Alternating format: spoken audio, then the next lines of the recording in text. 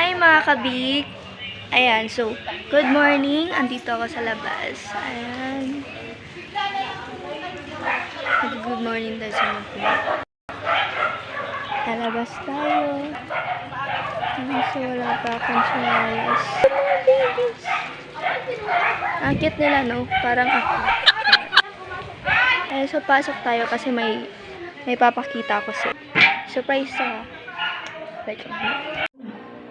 ayan, so hi, andito ako ngayon sa loob. So now is saka natin gagawin is magtitimpla ng kape, diba? Bagay sa morning. So first muna yung init.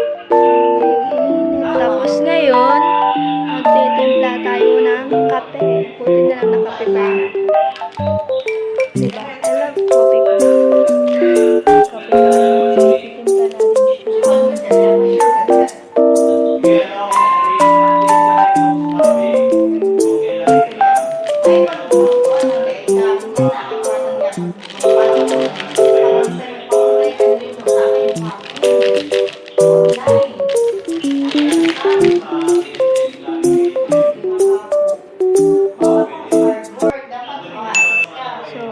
Ito yung next na ilalagay ko.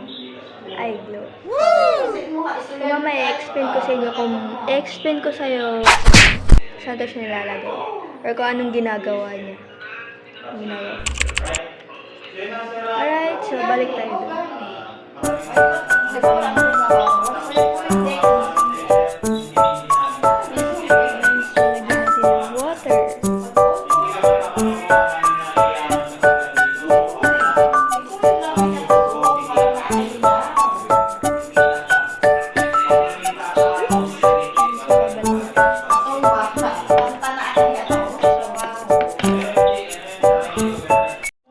Ayan, so i-shake natin siya.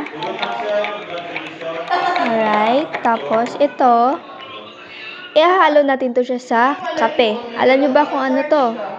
It's sa eye glow. Ayan, eye glow yan. Pwede mo yan siyang ihalo sa kape. Effective yan sa body mo. Diba? Sa lahat. Effective yan. Nakakaputi yan. Diba? Products po ito ng Empowered Consumerism. Super effective talaga. So, ayan, ilalagay natin siya sa kape. So, ito yung laman niya.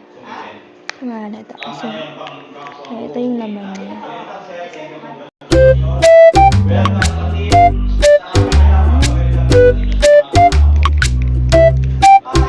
So, ayan. Shake natin siya.